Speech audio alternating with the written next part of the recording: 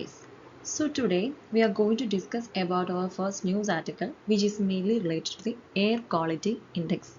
So the main context, we have took the news from Hindu as well as from Indian Express, because it have relevance in both the prelims as well as from the mains portion. So here it covers the air pollution as well as in prelims it covers the air pollution with together with the air quality index. Okay, so here the if from the news it is about the severe air quality, okay, in the national capital. So this is mainly a like of health hazard. Okay, so that's why we have took this news article. So here Delhi government on Monday decided to implement the odd even scheme for the cars. So now government is again focusing on the pattern of odd even scheme. This is mainly for the cars, like they will keep some type of numbers which are ending in the registration. Okay, like on the even dates, the vehicles with the registration numbers ending with 02468 will have to run. And same the aspect is going on in the case of the odd dates. That day, the numbers ending in 1, 5, 7, like the odd numbers have to run. Okay, so that is the case here about the odd even scheme for the cars. Actually, some of the vehicles are excluding from these restrictions. They are the two-wheelers, electric vehicle, as well as the taxis. Together, these three vehicles, a four category is also there. That is the four-wheelers with women drivers. Okay, they are also exempted, but the decision have to be yet not yet finalized. Okay, so all these issues are mainly based upon the after the Diwali. Okay, because it just raised the air pollution in that particular area. So that's why now the government is thinking about to implement the particular scheme. So, moving to our exam perspective, we have to notify some types of, we have to know the pollutants that are covered under the measurement of the air quality index. So, these are the 12 pollutants that we have to remember. Okay, at least you have to know which all the types are coming under in this category. That is, it consisting of sulfur dioxide, nitrogen dioxide, and the particulate matter less than 10 micrometer, and also 2.5. Okay, so ozone is there, carbon monoxide, ammonia, lead, benzene, benzopyrene, arsenic, and nickel. Here we can know that carbon dioxide, methane, like the those are not a pollutants which is covered under the air quality index. Okay, so these are the 12 pollutants which are used to measure the air quality index.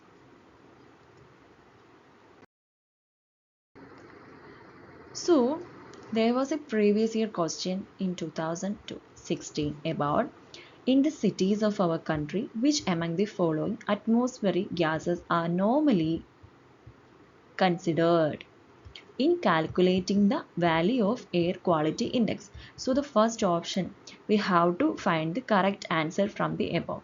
So first one is about the carbon dioxide, but we already know that carbon dioxide is not included in the pollutant list. Okay, so we can exclude that without eliminating this particular thing. We can directly from the question. Okay, because nowadays we know that the question patterns of UPSC are changing, so we can't completely we can't focus on the elimination methods, so we know the facts to the point.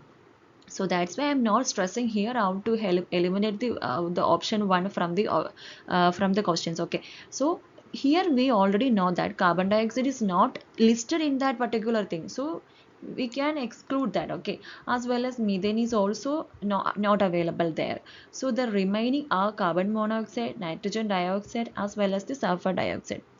If you want to clear this in nowadays, in new perspective, in new trend of UPSC examinations, you must have to know the facts, as well as you must have some little knowledge about that particular thing. Okay, So here we can eliminate all these options and the option B is the correct one.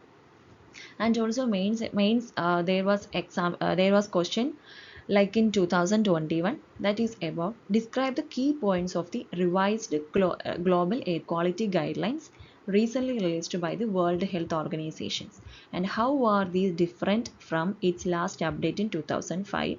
What changes in India's national clean air program are required to achieve revised standards. So we must have to focus on this type of news which is relevant, okay, because it plays crucial role in both our prelims as well as in our mains examinations. So here our government have already took some of initiatives in order to combat the air pollution. So these are the important government initiatives I have mentioned here. That is, the first one is about the graded response action plan in Delhi. Okay, and about pollute pay principle, and also about the smoke tower, tallest air purifier, national clean air program, B6 sixth vehicles, and already B6 six vehicles were also in news. So we have to analyze all these things, okay. And also new commission for air quality management, turbo happy cedar, air quality and weather forecasting and research, dashboard for monitoring air quality, national air quality index, and air prevention and control of pollution, that is Air Act in 1981, and the Mantri Ujjwala Yojana, that is PMUI. So these are the important government initiatives which have took to combat the air pollutions. Okay, we will go detailed about these particular government initiatives in a different class, not today. Okay. So moving to the next topic, that is about the defection. So nowadays the defections are taken place a lot in political parties. So now this is relevant in our anti-defection law. In prelims as well as in mains, it both constituting in Indian constitution, historical underplannings and evolution, features, amendments, significant provisions and the basic structure. Okay. So this is relevant in both our mains as well as in our prelims. So what do you mean by anti-defection law? Actually, anti-defection law means it is a control system. Okay, why we need such type of control system? Because we want to prevent the members of a political party from defecting to another. Okay, so it was added, that is the anti-defection law was added in our constitution. It means that formerly, there was no anti-defection law. It was added to the constitution in the 10th schedule in 1985. And you have to remember which amendment, that is the 52nd Amendment Act. So the 10th schedule as well as the 52nd Amendment Act is mainly based on the anti-defection law. So this law applies both in the parliament as well as in the state assemblies. So this is the main use of this or the function of this anti-defection law. Okay, so why? Because there is a purpose for taking this anti-defection law. It is to bring stability in the government. Okay, why?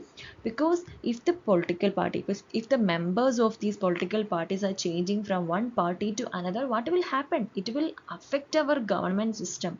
Even the ruling government, how to even they will lose their majority. Even there is a chance for the coalition government, and lots of disturbing things will happen in our governance. Okay, so we need to control all these things.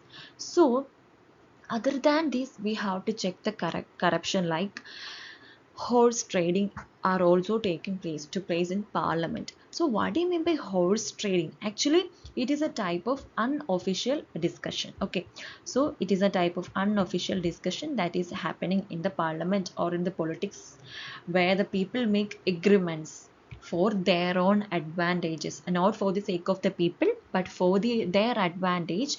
They will make some unofficial discussions as well as some agreements in order to gain some money as well as the power. So in order to prevent or to check the corruption as well as to control the horse trading, practices in parliament, we need the anti-defection law.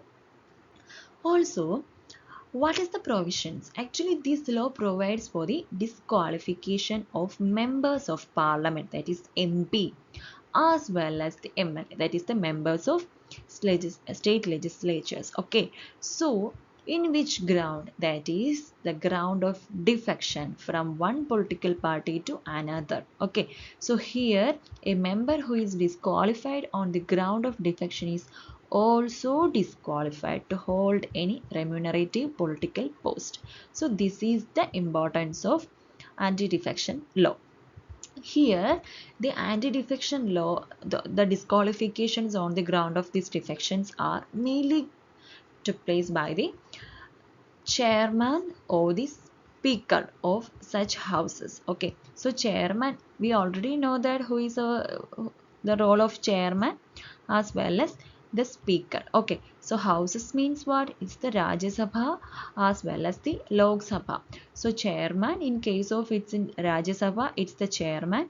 In case of its Lok Sabha, it's the speaker. Okay, so once after the decision to, it is always subject to judicial review too. So this is about the main context of this news. And so moving to the news. Okay, so the issues are mainly happened in Chhattisgarh, Madhya Pradesh, Mizoram, Rajasthan and Telangana. So what happened? It is mainly because of the last minute defection of leaders from one party to another. So we already know it will disturb or it will affect the equilibrium of our government. Okay. So the electoral politics has thrown up a set of politicians who are in it built a career more out of a patronage and less out of ideological convictions. So in here, two important aspects are there. First one is about the lack of patronage as well as the ideological conviction. In this case, here the politicians are looking for their career building. So in order to prevent this, we need to strongly implement the anti-defection law.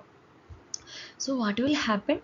The byproduct of this recurrent or the last minute defection is the presence of careerist politicians. Okay, mainly for the transactional purposes. So the defections will remain a feature of Indian politics unless the voters punish the defectors for repeated party hopping. So here the thing is the voters have to be aware, means we all the individuals, we the people. Okay, we already know the our importance, even in the preamble also, we the people of India. So we have to know what is going on and what happening in case of in name of defection, why the anti-defections law is here. So we can't promote our politicians to defect from one party to another party the last minute. Okay, it is mainly based for their transactional processes, not for the ideological or not for the people. So this is about the main context here.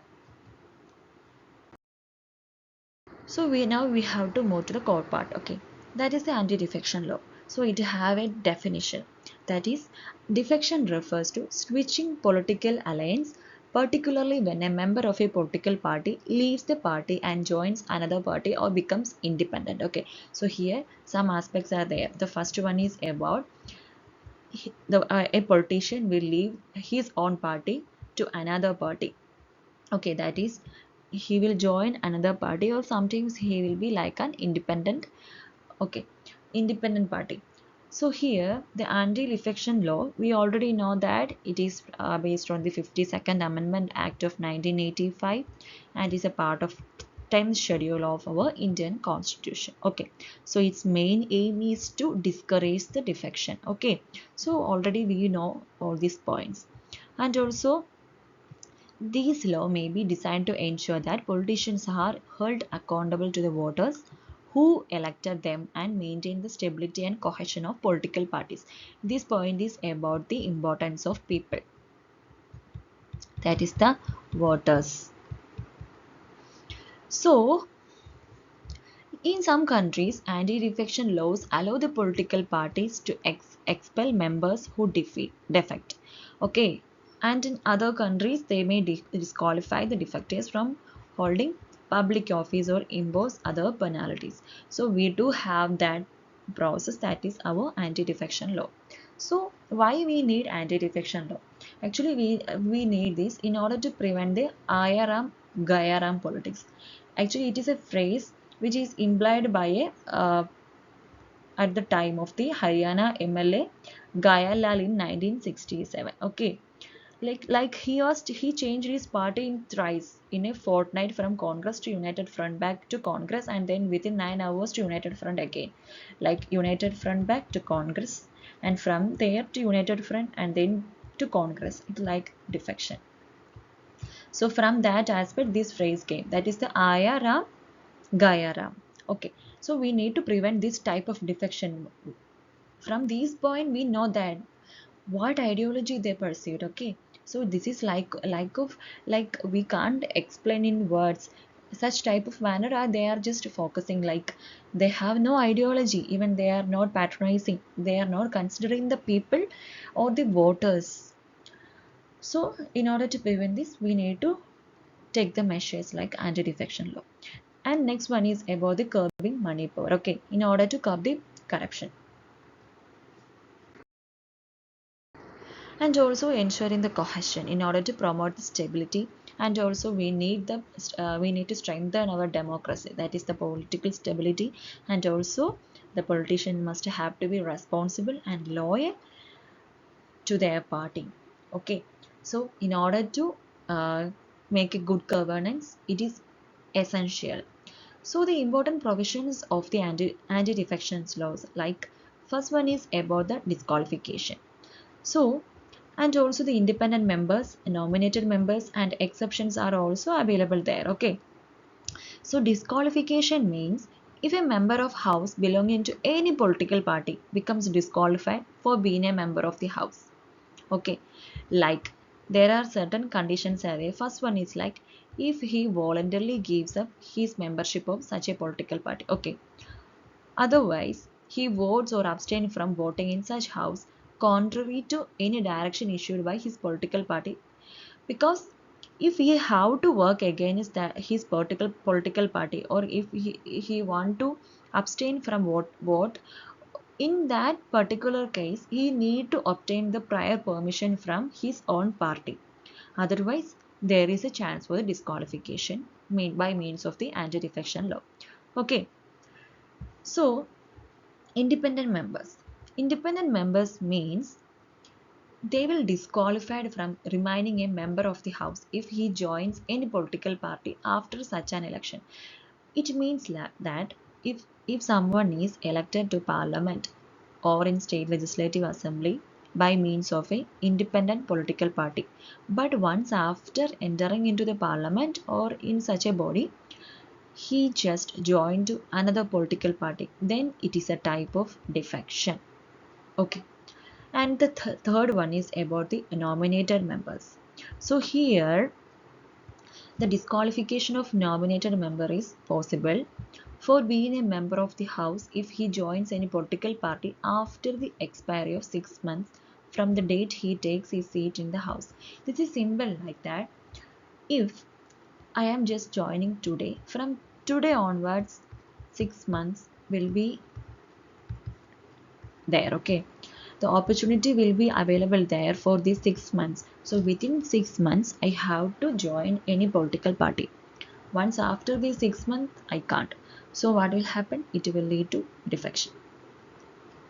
So exceptions are there in case of the merger. Okay, and also in case of the merger means what? If a political party is merging to another party, okay, where the two-thirds of the members of this party have agreed for such a merger, then there is no issue. That is about the majority party. Okay, because all the members are interested to merge with another party, so there is no issue with that. So this is a type of exception where the disqualification is not possible in the basis of anti-defection. And also about the presiding officer. If a member after being elected as a presiding officer of the house, so presiding officer of the house mean what? If a member is elected as a speaker, okay, or the vice president. Actually, vice president is acting as the chairman in the Rajya Sabha. Okay. And what about the speaker? He is acting as a presiding officer in the Lok Sabha. So what will happen?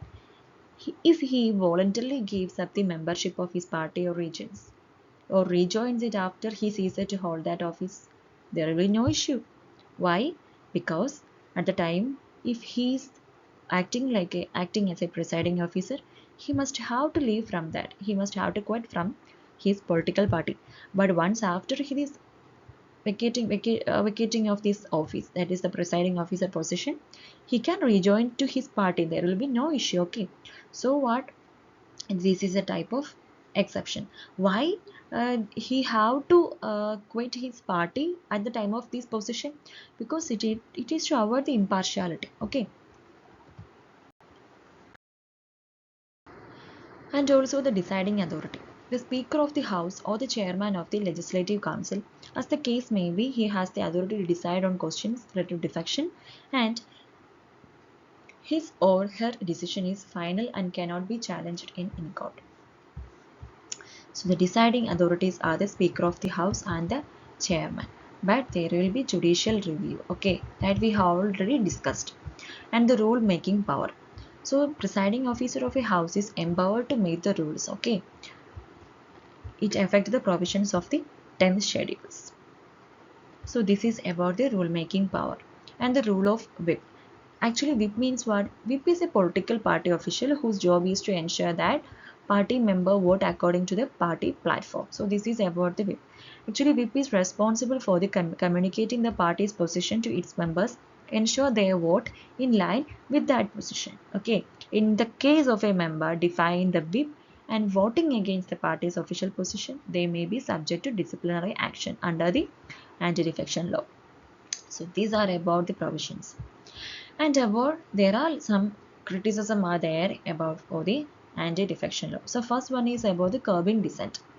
Okay, some group arguing that, means criticizing that it will affect the freedom of the legislators. Okay, if they have some type of interest or they have their own ideologies, and sometimes if they see that their present political parties are not fulfilling the ideologies of their norms, then sometimes that particular politician will think to defect to another party. Okay, so that case, what if it is for the goodwill, so in that case it will affect the freedom. So that is type of the criticism. Okay, the first type of criticism means if someone is not for the money or not for the corruption, still he can't go to another party, because maybe that party consisting of his ideologies, maybe his own party lack his ideology, so that may be some issues. At that time he can't defect. Okay, and also the lack of intra-party democracy. So what will happen? The defectees are getting punishment. Okay, so the law gives parties a strong incentive to exert control over their members. What will happen? It will discourage the legislators from speaking out against the party leaders. So it will make some issues within the party. That is, the intra-party democracy will fade. And the third one is about the fragmentation of party. So in order to avoid being disqualified under the law, politicians may from their own parties or join existing small parties, and leading to a fragmentation of the party system. So these will eventually affect the stable government and implement other policies. Okay, so these are some criticism about the anti-defection law. Also, there is undermining representative democracies are there, and the controversial role for the speaker also there. It like the provisions of the law are open to interpretation, decision of the speaker or the chairman on question of defection. It is final and cannot be challenged in court. So this is about a controversial. Okay, so this is a lack of transparency and judicial oversight, which has led to concern about the fairness and impartiality of the process. And also the undermining representative democracies are there. It like the law has been abused for political gain. Okay, so this is about the main issue. Here it is to use the threat of defection to discipline their members. or to coerce them to supporting certain policies or candidates. Sometimes it will affect the internal members. So these are the main portions which is points about the controversies about the or the criticism about the anti-defection law. So as far as there are certain amendments are already made to the anti-defection law. So the amendment to the anti-defection law were made through the 91st Constitutional Amendment Act 2003. It about total number of ministers. It includes the Prime Minister in the Central Constituent Minister shall not exceed 50% of their total strength of the Lok Sabha. And the second one is about the member of either House of Parliament belonging to any political party who is disqualified on the ground of defection shall also disqualified from being appointed as a minister. So disqualification will affect what? His chance to become a minister.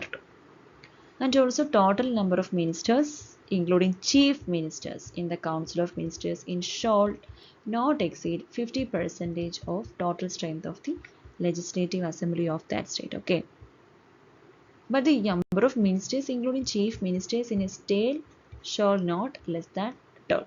So these are the amendments which have took in 91st Constitutional Amendment Act of 2003. So these are some other amendments. Okay. That is disqualified to be appointed as a minister. It means a member of either house of a state legislature belonging to any political party who is disqualified on the ground of defection shall be it is the same as that where it is a member of either house of a, if in case of Lok Sabha, in a case of legislature, state legislature, okay, or in case of Rajya Sabha, the defection is happening, then what will happen? He is disqualified to be appointed as a minister. Just the same thing we have discussed earlier.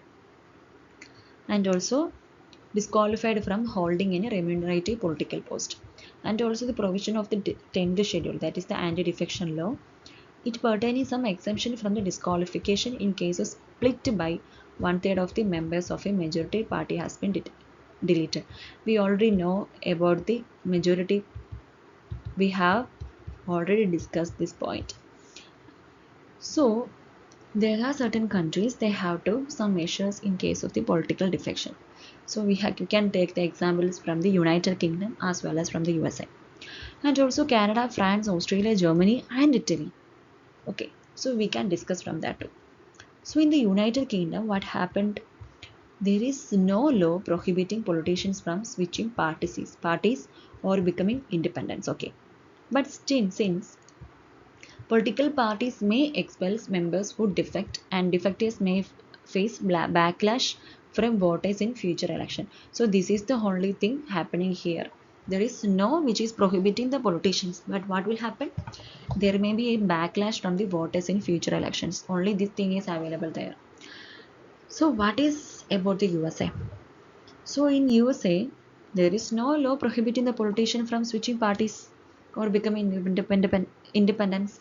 So these two criteria are just similar in case of the USA as well as from United Kingdom. Okay. So here in USA, what the thing happening is the politicians who switch the parties may face the backlash from the voters in future elections and challenges from within their parties in primary elections too. So thing is, now we know the difference between the defection laws. Between United Kingdom, USA, and India. We have anti-defection law as well as United Kingdom and USA they don't have. But the thing is, there will be backlash from voters in future election. Okay, but in what happened in Indian case, there will be no backlash because there is anti-defection law. The law itself it will disqualify the members from holding any remunerative political post as well as to appointed as a minister. Okay, so this is the scenario. So in case of Canada, France, Australia, Germany, and Italy, they do not have any laws against the political defection.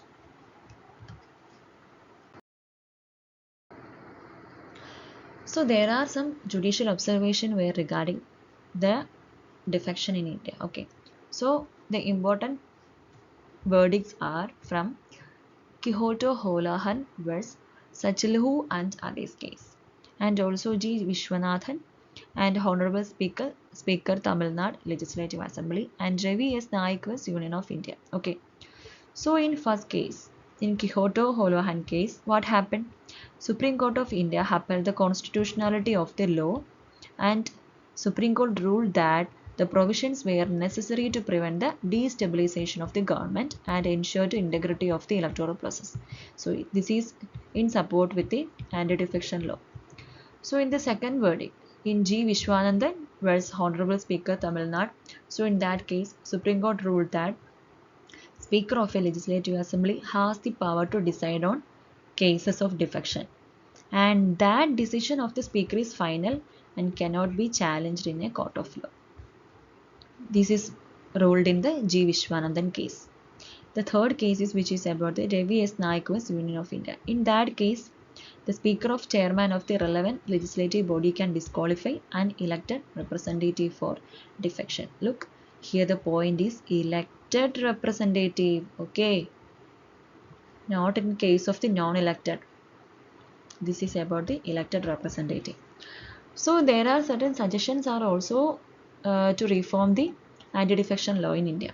So first one is from the second IRC report. So it means that the issue of disqualification of members on the grounds of defection, it should be decided by the president or governor on the advice of the election commission. And the second one is about the reducing the number of defections. So how to reduce the number of defections? So the threshold for disqualification should be raised from 1/3 to 2/3 of or 3/4. Okay, so this will reduce the number of defections and make it harder for political parties to split. This is talking about the merger, because we already know if the 1/3 of the members of this political party wish to split the party, then it will happen. So by from the reports or from the suggestions, it mentioning that we have to raise the values like from 1/3 to 2/3 or the 3/4. Then we can prevent this defection or the merging or the splitting up of the parties. And third one is about the allowing the defections in certain circumstances. Actually, that will be good, okay. Otherwise, it will like we already heard some criticism like it will affect the freedom of the politicians, okay. So here, in that circumstances, the thing is, it should be allowed in certain circumstances, such as the political party merges with another party or when a member is expelled from their party. Okay. And also the removing the role of the speaker. So some of the suggestion that the speaker in deciding on case of the disqualification should be removed and replaced with an independent authority such as the election commission. Okay. So because we already know that the speaker means what? The speaker itself is from a member of the party. So once after becoming a presiding officer, he just resigned from the office, okay. And after that position, he will rejoin to the office. So that is the main concern here about the presiding officers like the speaker, because the measures or the suggestions to reform are, the first one is about the influence of the or the implementation or the introduction of the independent authority. So in such a way, we can just avoid some type of issues from this anti-defection law decision making thing, okay. So this is about some suggestions. And also allowing the independent to join the parties, okay. So some have suggested that the independent members should be allowed to join the political parties without being disqualified. We already know the independent means what? Those persons are electing, they are elected by means of the independent political party, but once after entering into the state legislature or once after entering into the Lok Sabha, they are just defecting to another, or they are just joining to another political party, then it is already considering as a defection. So the some reforms they're suggesting that the independent have to we can join to another political party, there will be no issue because they are already independent. And also providing for a grace period. Some have suggested that a grace period should be provided for members who have defected to allow them to prove their loyalty to their new party. And also time frame is also available there. Like one of the judgments, Supreme Court have held that Speaker of the Legislative Assembly should decide on a petition seeking disqualification of a member under the 10th schedule of the Constitution with a period of 3 months. So these are about the anti-defection law. So there was question in 2014 in the prelims, that is, which one of the following schedules of the Constitution of India contains the provisions regarding the anti-defection? Because we already know that is the 10th schedule. And in mains also in 2013, the role of individual MPs, that is the members of parliament, has diminished over the years, and as a result, the healthy constructive debates on policy issues are not usually witnessed. How far can this be attributed to the anti-defection law, which was legislated but with a different intention? So this was the question which is asked in 2013.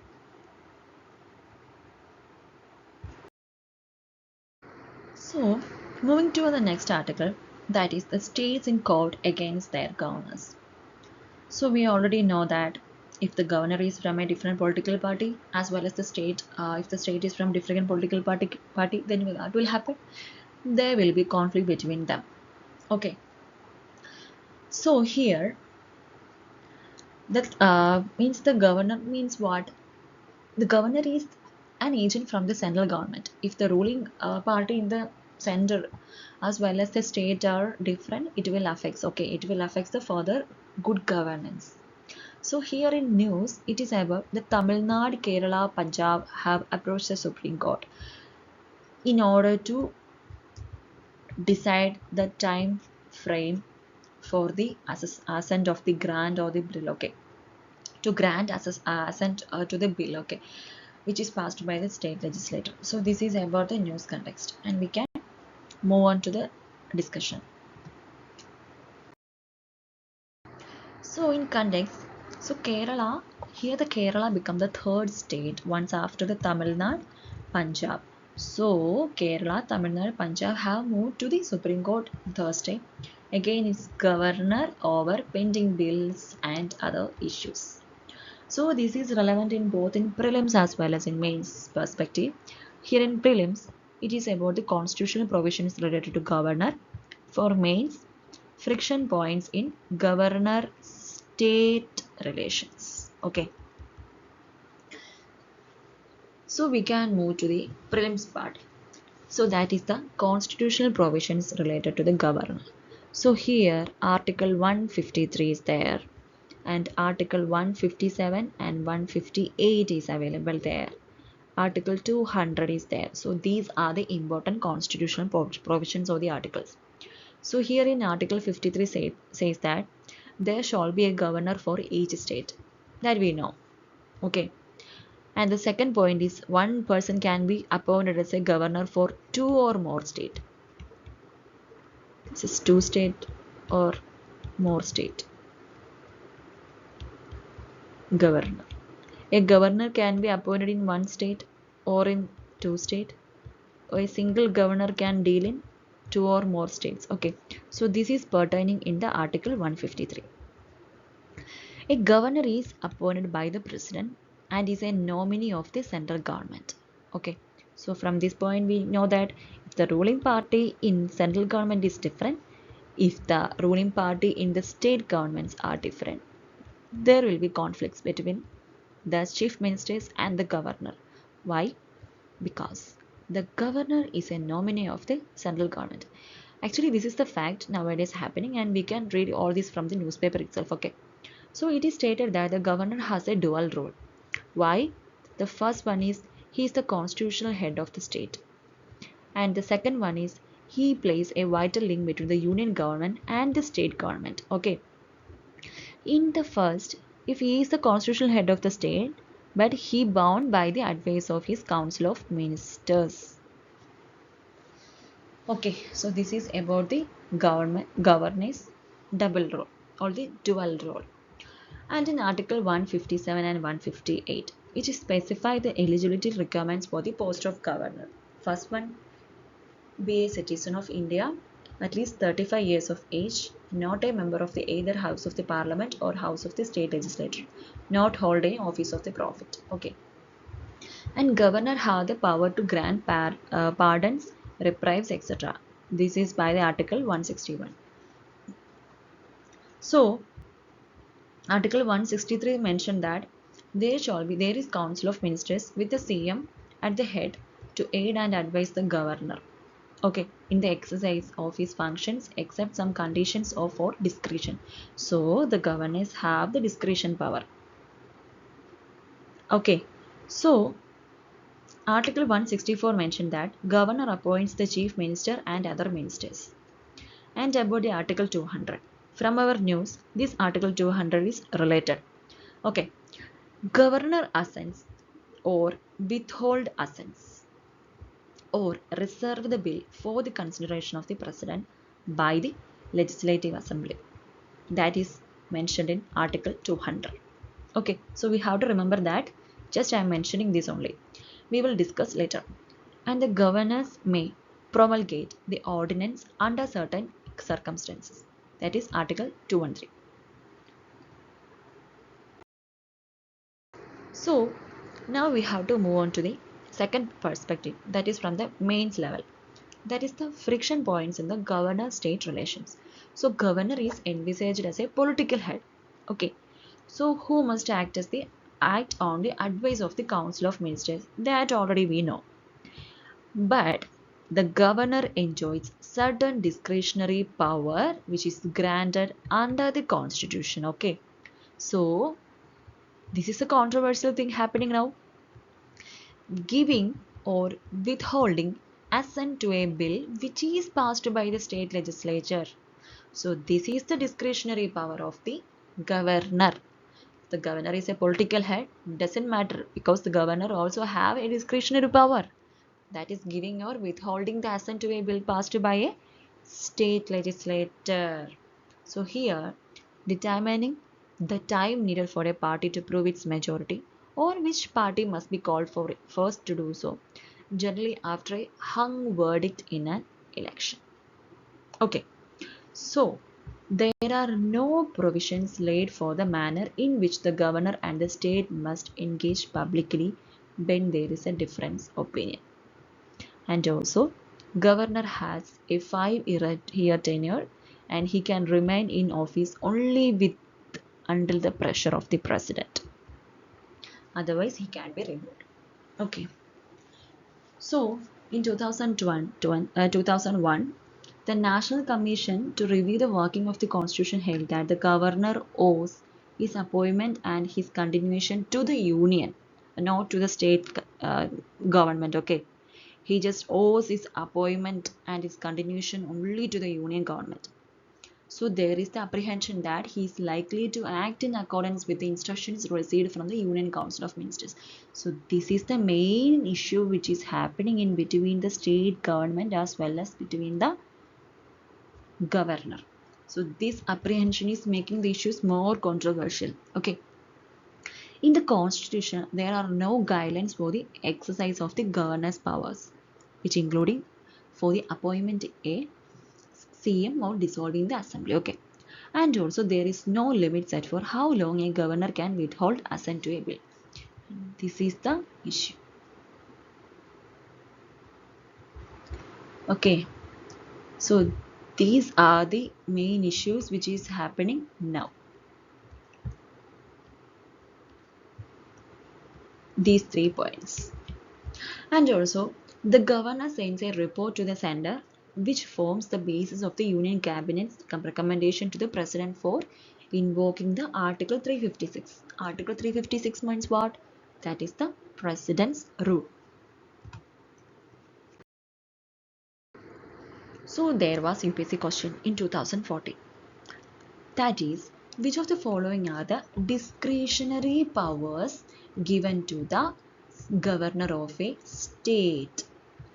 The first one is sending a report to the President of India for imposing the President's rule. That we know, we have already discussed that. So this point is correct. Appointing the ministers, isn't it? Who appoint the ministers? And reserving the certain bills which is passed by the state legislature for the consideration of President of India. That we know, it's correct. making the rules to conduct the business of state government. That's not possible. We already know that that's not possible for. So the option is B. Okay. So he appointed. Here, Article 163 of the Constitution says that the governor shall exercise his function with the aid and advice of the Council of Ministers, except for his functions which require his discretion. Okay. So, the first point is correct. How? Under Article 356, he can invoke the President rule. How? He can send a report to the President of India by recommending its imposition. Okay. As well as what about appointing the ministers? Actually, the statement 2 is not correct. Here, he appoints the chief minister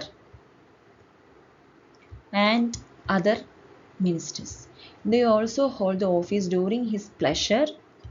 The appointment of ministers in state cabinet is not at the discretion of governor. Okay, he only formally approves the appointment.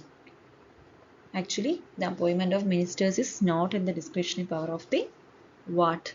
Governor. Because the question itself mentioning that which of the following are the discretionary powers given to the governor of a state.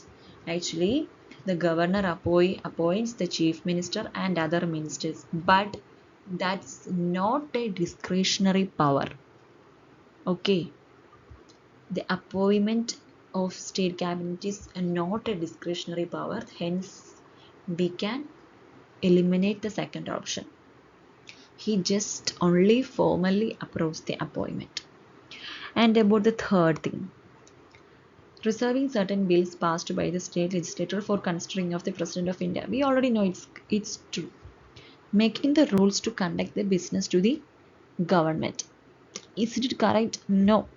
Actually, he makes the rule for more convenient transaction of business of a state government and for the allocation among the ministers of the said business. But this power is not under the governor's discretion. Okay. Because he acts on the advice of Council of Ministers. So today's news, we know that Tamil Nadu, Kerala, Punjab have approached Supreme Court. Why? In order to decide a time frame, because there was already no time limit. So, for which the governors have to either return or grant assent to bills passed by the legislature. Reason: some of these bills have been sitting with the governors for years. So it is affecting the governance. It is affecting our democracy. Okay. So once our B.R. Ambedkar, he said that in a responsible government, there can be no room for the governor acting on discretion.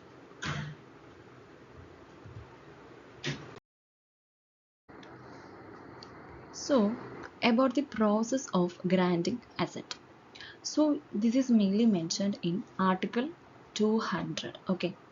So, in Article 200 of the Constitution, it covers the option before the governor when a bill passed by both houses of the legislature is presented to him. So, they have first provision in the articles. Okay.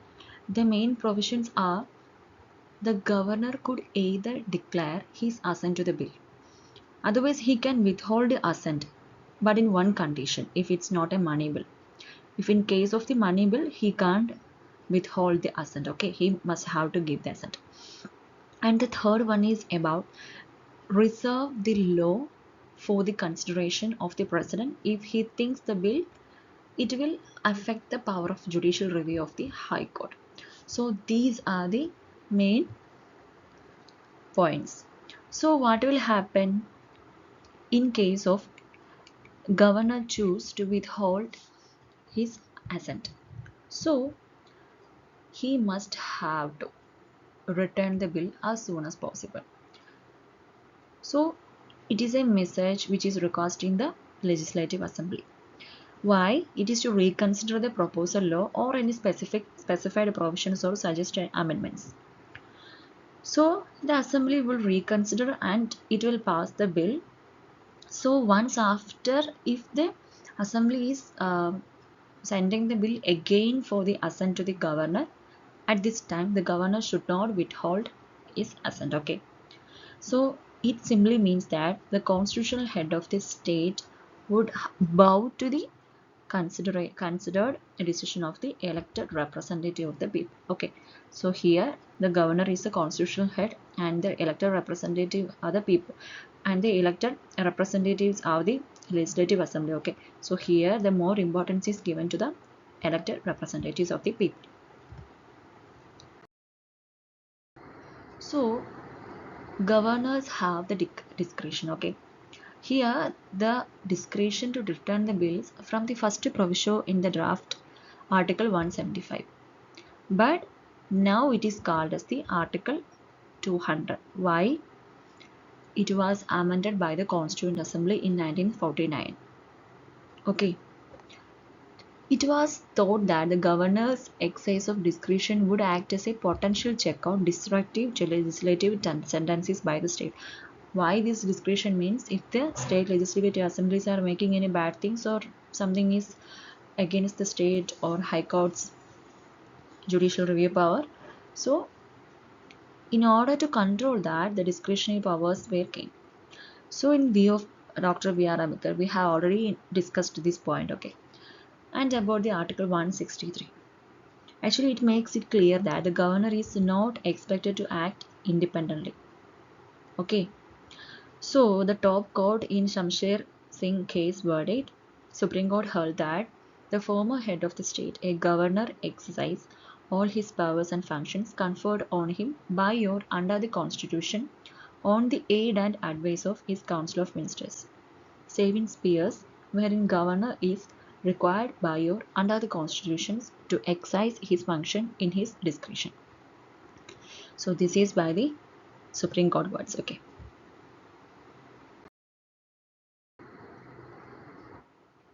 So when should the bill be returned? So in the first proviso of Article 200, it says that as soon as possible. Okay, so we have already discussed about this part. And also Supreme Court have interpreted as soon as possible in the proviso means as early as practicable without avoidable delay in the judgment in Durgapada Ghosh versus State of West Bengal. Okay, and also in 1988 Sarkaria Commission report on center-state relation held that suggested a consultation with the governor while drafting the bill and fixing a deadline for its proposal. So now here in Kerala has asked the Supreme Court to confirm a 7-judge bench to review a 5-judge judgment in the 1962 Purushothaman Nambudiri versus State of Kerala cases. So it withheld that the Article 200 did not provide for a time limit within which the governor should come to decision on the bill referred to him for his assent. So now the government is demanding for the time limit. Okay, so that's why now they are just recommending for a 7-judge bench in order to review the verdict or the judgment which is given by the 5-judge bench. Okay. So there was question which is about this governor's discretionary power. So that is whether the Supreme Court judgment July 28 can settle the political tussle between the Lieutenant Governor and elected government of the Delhi. Examine. And in 2022, it is about the essential condition for the exercise of the legislative power by the governor and discuss the legality of re-promulgation of ordinance by the governor without placing them before the legislature. So these are the important points. Okay. So this is relevant in our both in prelims as well as in our mains perspective. So this is the end of our today's discussion. I hope you all got it. And if you want the materials, please subscribe to our Telegram channel. So where we will upload the materials. Thank you.